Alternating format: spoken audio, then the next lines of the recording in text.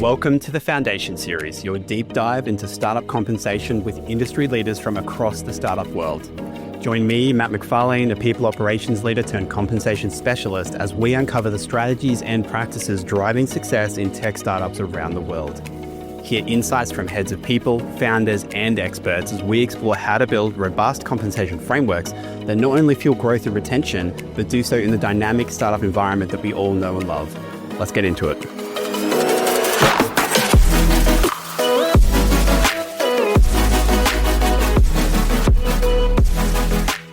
So it's so amazing to have you on the show. I'd love you to spend a few seconds just for those who aren't familiar with you, introducing yourself, who you are, where you're from, all that sort of stuff. Yeah, well, first and foremost, thank you for having me, Matt. I definitely have followed you for a long time and always loved everything. A lot of alignment in what you say around compensation and how you approach it. So this is well-timed to have this conversation. For those of you that don't know me, I'm Sarika Lamont. I am the Vice President of People and Culture at Vidyard. Vidyard is a AI-enabled go-to-market tool, not just for sales, so sort of like end-to-end from marketing, sales. Yes, we have a little bit of everything, but we have a lot in the ways of like video messaging, video hosting, video-based follow-ups, et cetera. And so Vidyard's based in Canada, but I am actually based in Virginia in the US, about 45 minutes outside of DC. So I work for a predominantly Canadian company, which has been a very interesting experience. I've been here for over 2.5 years. I lead all things people and culture and all the things that sit underneath that. And now I also lead AI and automation enablement and innovation across the company. So a lot of really cool things going on in that world.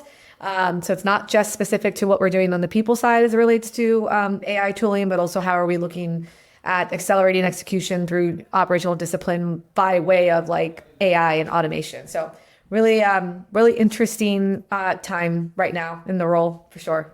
Nice. All right. So in today's episode, I would love to talk to you around how to customize compensation and personalize compensation in today's environment. So we're obviously in this interesting space where companies are really like uber conscious of the bottom line. Some areas we're seeing, a bit of downturn. So it's really not a time to be splashing cash. Yet on the other side of things, we're just seeing this kind of like era of personalization continue to dominate. Obviously, we've all had Netflix for a very long time. Everyone's got an algorithm that tells them how to do, every part of their life and what things they should be enjoying and so on. How are you sort of seeing this evolve, either internally or across companies when it comes to compensation and how companies can really be taking the same lens to their comp and benefits practices? Yeah, I mean, it's such a good question. And you're right. Like whether it's Netflix, it probably started with Netflix. Now it's all evolved into other tools or in other like streaming devices. But it's pretty clear that personalization matters more than ever. And also like perceived value for individuals varies so widely that you have to take that into consideration now because, I think for the first time ever in our working world, we have, 5 generations in the workforce. Yeah. And huge, they right? vary so drastically All in got terms of different what needs. what they care about, what they prioritize, what they need because of the phase of life that they're in, where like, younger employees, especially like our Gen Z employees, they care about mission and purpose and values a lot, like more so than I think any other generation, including my own. I call myself a geriatric millennial because I'm like at the very top end of the millennial. Yeah. So I kind of like, I feel like I'm influenced by I'm influenced by the Gen X that came before us.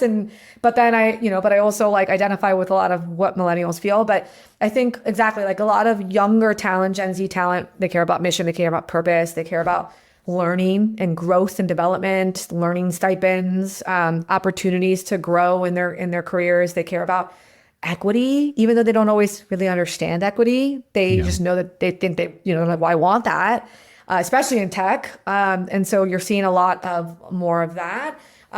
They care a lot about flexibility, right? Flexibility in how they take their time off, flexibility in how they work, flexibility in where they work.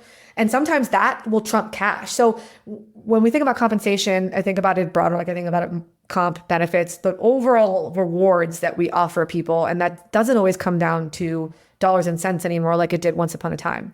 I would say like your millennial, maybe mid-career professionals, even like myself, like I care right now about financial stability because I have children and and inflation has, been high and I live in America and I live in a very high cost of living area.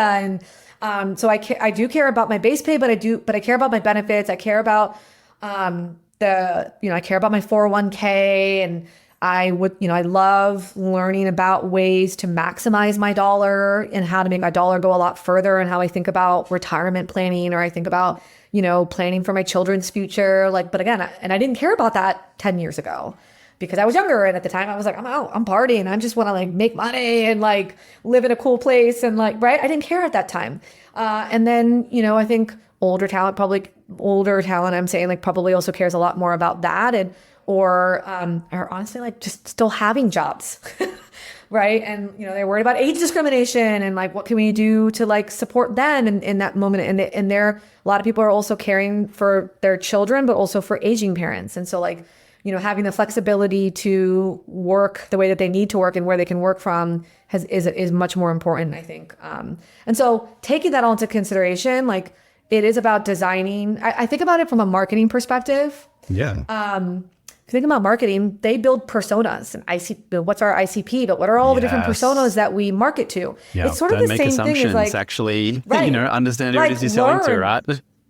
Exactly. So it's sort of the similar thing that we've done is I'm thinking about, who is in my organization. Also, we've got folks that primarily a lot of people live in Canada, but they live all different parts of Canada. We have people that live in all different parts of the US with different local laws, et cetera. And I have to think about that and take that into consideration.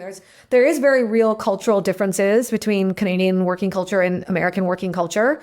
I take that into consideration in how I design, benefits and rewards and how we look at compensation.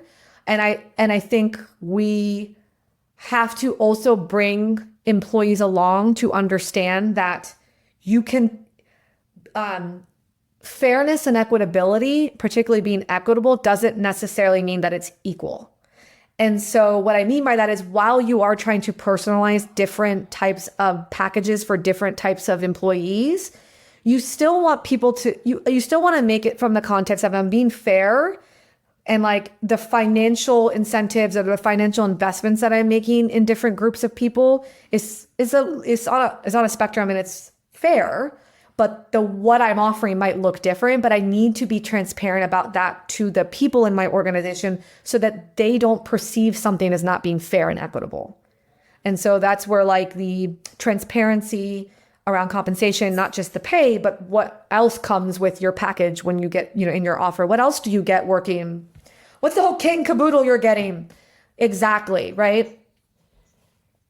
I love the persona piece. I'd love to dive into that because I think when we talk about not only the internal but the external context, right? You might be a workplace with five whole generations of people that all have different things, but you've also got this really interesting external context where, from my perspective, is that I'm seeing things like equity become a little bit less interesting for people because we're in a bit of a downturn. Yeah. People are valuing job stability. They're not really, looking for something that may or may not pay off in, 10 years or 15 years. They're looking really for certainty now. They're looking for cash now. You mentioned inflation. So there's all of these things that are constantly changing. Talk to me about the approach around personas and where do you start? How do you start to define some of these in a really tactical sense? Yeah, I think what I've done at this company and actually my last two organizations, I did this concept of persona mapping years ago before there was as much variation and before people were really hip to this personalization and crafting and I think it was interesting. It came about actually because I was at the company I mentioned earlier where this is where I fell into HR, but by way of strategic talent development and management, right. Not knowing it at the time. It was a government consulting firm, and we were growing pretty rapidly, but we were growing organically, meaning we were winning a lot of new work with the government, with the US government and different agencies because of the services we provided and how well we were providing services elsewhere. But we were also growing inorganically by way of M&A activity. So we were purchasing companies for particular, capabilities that they offered to really round out sort of our host of offerings that we provided to the government. And so what was interesting, that's what really made me think about persona mapping, because when we were acquiring different companies, we had built our own culture, at my company, and we were grown to be 500-600 people. We were the platform. And so the companies that we were acquiring, we were bringing into our sort of cultural ecosystem. But when we thought about integration from a people and cultural perspective, we were really mindful and we were slow moving in our playbook, because every company we acquired had their own culture. And that means they had their own personas of people. And it was the first time that we had really technical, like developer talent. Like before that, we were probably more like program management and process improvement and quality, and like more like qualitative type of offerings and skills, versus this was our first foray into like really bringing in people with like roles. Actual developers and engineers and AI and coders, and that just was a new sort of population of employees and skills and needs that I hadn't really had in that organization in the years prior. So it got me thinking, okay, well, I need to learn who these people are and what makes them tick and what are their needs. And that was what started me thinking about persona mapping. And then I didn't really know that it was called persona mapping at the time until I went to the next company, which was my first foray into tech. Yeah. And I worked with a company, I cannot remember the name of them now because they were acquired by Mercer. Oh, okay, yeah. But they were like an HR consulting firm. And they were the first ones to really talk to me about this concept of like persona mapping and like, oh, like marketing does that. I'm like, oh, that makes sense. That's what I've been doing. And then, that's what I've been doing. I didn't even realize it. Because what I had done when I was at my lab, I built these like cards. Yeah. Like, okay, so this is, technical Tom. And technical Tom really cares about these things. This is what makes them tick. This is how they want to grow. They care about, this is the age range. This is where they come from. This is their background. And so I was starting to build these sort of like, they were like PowerPoint slides, but I called them cards, persona cards. And I would have these in like profiles, and I would talk about them in this way with our executive team. And I'm like, okay, well, and we started curating benefits packages differently. But I will tell you at the time, and this is before the tech, people didn't love it, because the people that were at my original company that was like the platform were like, well, wait a second. Why do they get more time off? And why do they get better benefits than we do? And they already get paid more than we do. And so I really had to learn how to talk about the differences and why, and found ways to make sure that what we were offering the different groups of people were still equitable. But how did I articulate what equitable and fairness looked like what was in it for that? Like what like the WIFM in change management, why would they care? And what was interesting is that really helped me when I left there to go to my first tech company, which was based out of Denver. And they acquired 53 companies in 3 years across 7 countries. Wow. So they were acquiring Australia, New Zealand, the UK, and Canada, in Europe, America. So it was like, then that like took persona mapping to a whole degree, that whole different chain, because it was different policies you had to write, different offerings, so that was, I was already kind of well versed in it, but the way we went about doing this, it was a lot of interviewing. I first looked at the data. I looked at engagement survey data. I just looked at like the hardcore data, like how many people did we have in what age range and where were they located, and where were they in their compa ratio and their analysis, like what kind of jobs were they and what kind of skills. And then I went through an interview process, and I would meet with different employees at different levels, in different roles, in different functions across different countries, to get a view of like to get the validating context of the persona and like what's important to them. That's right. Yeah, right. That's right. Interesting. And then when I had that input, then when we were redesigning benefits packages and thinking about benefits packages and what we were going to do and not do, and the puts and takes aligned to also like, this is the budget that I had to do that, right? Because this is not independent of the dollars and cents that you can invest. But it gave me a better view on like what people care about, and then also what could I do in the different countries. Like in America, at that company, we did tuition reimbursement program. That was the first time I'd ever seen anything like that, and I brought in the system. But that wasn't what people in Australia cared about, right? People in Australia cared about their parental leave and how much were we going to cover in their parental leave, and they cared about their time. They cared about flexibility and how they worked. And they care, right? And so there were things like their well-being and like benefits, like lifestyle benefits. They care a lot more about that. And so then I had to design differently for what Australia and New Zealand really cared about. But that was kind of how I took a lot of different data and inputs and the voice of the employee in that. Because I think it's like, so if I think back to like traditional HR, you know, and I've probably done this before in the past as well, is that it's like, you know, you go out and you buy a survey or something from like a Mercer or someone who publishes these big, really big things, and they kind of tell you what it is that these cohorts or these personas care about. And, you know, there's better ways to do it where actually these are your people and you can just go and speak to them and they can curate that exact kind of data for you and you don't have to pay for it, right? Like you just ask them and it's amazing People are to so me. scared. I know. Companies are really scared to ask questions of their employees. Do you think it's this kind of like blank check mentality? I get that. A lot of like, oh, well, you know, they're going to ask for the world. And it's like, well, yeah, but I mean, you can talk to them and you can prioritize that and you can, you know, there's still ways to have that conversation and not turn into you letting them down, right? Of course they're going to ask for the world. Wouldn't you? Like, you're going to get the wish list, right? You're going to get their wish list because why wouldn't you? It's what we do on, you know, it's what we do for Christmas. Like, here's my wish list. I'm not saying my parents are going to, you know, Santa's going to bring me everything, but at least you get a sense for what they desire and then have that conversation. But then I'm hearing directly from them and not some data source that has nothing to do with my own people. Other people's people. Yeah. I care about my people and what my employees care about. I don't care about what. It was actually interesting. Today I had this conversation with my own team. We're making a change in our benefits provider because what we have has been a very big hot mess as of late. And I mean, I don't even think I could say that. Like it's like the worst I've ever seen in my whole history of like benefits. I mean, our benefits broker said the same thing. And so we're like, okay, well then we started looking at other benefits providers and what they were offering, how much it would cost, you know, et cetera.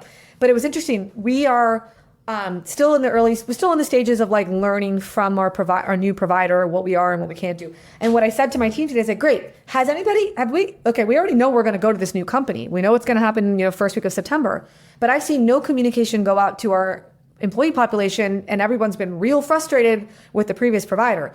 I think we should let them know, hey guys, hey everyone, we've made this decision. We told you that we were going to look at a couple of other options. We've made a decision to go to new benefit provider A. We're not ready to like answer a bunch of your questions yet, but it's coming. We want you to know it's coming. We're working through it right now. More to come in the next couple of weeks. We'll share with you. Until then, don't, you know what? And the first thing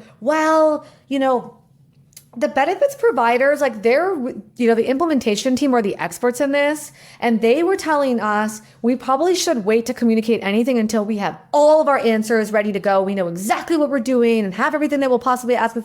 So maybe we should wait until like the first or second week of August. No, and I'm like, okay, cool. I get that they're experts in implementation. I'm an expert in our people and what our people care about and our culture and the culture that I want to create here. And that's the culture of transparency and build out loud and build in public. And I know not everybody agrees with me. I know that my fellow executives don't agree with me, but this is a big thing I care about. I don't think there's anything wrong with treating our employees like adults and just telling them this exact thing. You know that feeling when comp decisions land on your desk and you're thinking, is this actually competitive? Most people in finance teams are working off data that's already out of date or spread across 5 different spreadsheets. It's painful and it slows you down. That's why I want to tell you about Pave. Pave gives you real-time compensation data from more than 8,300 companies, not just last year's survey, actual live market signals. So you can make calls with confidence, not guesswork. You can benchmark pay, price roles, manage your ranges, run your merit cycle, and even explain total rewards to employees all in the same place. No tab hopping, no stitching things together. And they're rolling out new AI tools that take some of the heavy lifting off your plate. Think smarter job matching, faster merit reviews, less admin, and better decisions. If you want to level up how you run comp, check out pave.com. That's PAVE.com. Again, pave.com. But also, for how much longer do you want them to feel unheard about something that's clearly on their mind, right? Like, do you wait until the end and it's like, surprise, we've made this change, rather than being like, hey, we've heard you, here's what we're planning on doing. We'll share more when we have it. Not to mention you're not overwhelming them, I would imagine, because I know, like, I've dealt with benefits and it's a lot. So, yeah. And I will say, we're not ready to answer questions yet, so don't bombard us with questions. But we will not respond. Yeah.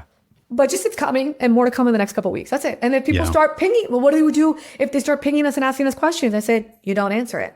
And you tell them, as we told you at Tuesday Stand Up, we're not prepared to answer yet. Yeah. That's it. Yeah. So Not simple. that hard. No, I know. Yeah, it's sort of the same thing. Sometimes we really yes. overthink this stuff, don't we? Yes, we just overcomplicate. And that's like what I keep telling my team is like, simplify. And what's hard is when I joined over 2.5 years ago, I was brought to build for scale. And so we built for scale, including our compensation practices that, they didn't have a lot of those here. And then I found myself over the last, 6 months to a year even is like having to sort of unbuild and scale back some of the scale that I built because it just doesn't make sense for the moment that we're in. Yeah. And so I've had to scale that back, and I've never had to do that before in my career. I've always built up, never had to build back down. So it's been an interesting muscle to flex, but then it does make you think a bit more stringently and be a bit more ruthless about what you're prioritizing and what you're designing for and what you're going to prioritize based off of what employees' needs are. Yeah. But the way that I've really articulated it is like being clear, like, well, we have a finite budget. Yeah. And we're pretty transparent about where we are financially. And so I try to connect those dots for everybody in the context of their benefits or their pay and pay transparency, but then also like how we're invested in AI tooling. Because I have a whole AI captain channel and everyone's giving me all sorts of ideas. And I'm like, okay, but remember, we have a budget. There's so much to be said for just laying it out for people and saying, look, here's how much or what we can afford to, put towards this, but let's help make sure that it's optimized for the most impact that it can have and make sure that it's not just us kind of making decisions on your behalf without really any knowledge. And that's a big part of, I think, doing compensation well. And I think that's a big part of being transparent about your compensation practices. It's not just about having your bands public or posting your job, your hiring ranges, your salaries on job. It's not just about that. It's being transparent and honest about what we can and can't do, and that the budget really dictates. And how do we determine the budget? And that's connected to like our, where we are. Like, are we having, are we growing? Are we not growing? And what can we invest? And that sort of leads. And I know we'll talk about this later. Is like, sometimes that means we have to have tough conversations and we have to sort of like level set with people. Like, I hear you. Like, I want to do that for you, but like, we just can't afford that right now as a business. And then I also understand if that means you need to make a different decision. Like, if you feel like this is like a non-negotiable for you. And these are the other things that we do to like offset that we maybe can't offer you this benefit or offer you this exact pay. These are other things that we do is, our flexible way the way we work and how we remote work and, all these other things. If that's like, if those are not the trade-offs you're willing to make, I understand that you may have to make a different decision and like step away from the business, right? Or look for another opportunity. And I respect that, but I'm not going to always sacrifice the focus we've put on being equitable and fair just to give in to what everybody desires. Like, I just can't do that because I do believe in fairness and equitability. Yeah, I completely agree. I love it. All right, what I want to close on is back on the personas piece. If people are wanting to learn more around how to, address or deliver some of those practices, I know yours kind of like was concocted and developed and you ran with it from your own experiences, but have you ever seen a great resource someone could look up if they want to start to use and apply personas? Oh, yes, I have. And I can't remember. This will have to be a follow-up. Maybe this will be a LinkedIn post. Or maybe I'll give it to you in the show notes. I might even have the template actually still that I've used, and I could provide that to you as well. But also, I would even just say, like, don't overcomplicate it. It's just like, give a persona a fun name. Mm-hmm. Like I said, like technical Tom. And like, that means it's someone that's like probably like an engineer or a developer of some kind. Mm-hmm. And you probably know a lot about your people, like, because of the feedback they gave you in the engagement survey. Like, so you start to map that out, look at the data that you do have, right? Like, what have our engineers said in recent engagement surveys? What does our age and generational makeup look like with in our engineering group? I'm just using engineers as the example, right? And you kind of start there, start with the data that you do have and just start like documenting that. And then it's about, and how you choose to present that information. That's the fun of it. But also that's what ChatGPT or, Claude or any of these AI tools can help you. It's like, here, I want to build a persona map or a persona card. Could you give me an example? Like, and then let ChatGPT or any of those tools build it for you. And they can do that pretty quickly. That's the beauty that I didn't have years ago. But I will look for my templates that I've used in the past. And I'll put it in the show notes. Amazing. Yeah, you've heard it. Like, use AI as your friend there, but absolutely build personas and then actually, get the content from your people. Don't just make it up for them. I love it. Yeah, ask them what they care about, ask them what they love, what they don't love, what they prioritize, and go from there. Amazing. Thank you so much. Awesome. Thank you. Thanks for joining us on another edition of the Foundation Series.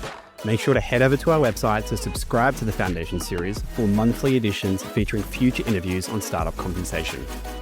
In each edition, we'll explore the different strategies, trends, and challenges faced by startups around the world. If you have a burning topic you'd like me to cover or a standout guest that you want to hear from, drop me an email so I can dive deeper into the compensation topics that matter most to you. Join me next time as we continue to uncover the strategies and practices driving success in global tech startups around the world. Thanks for listening.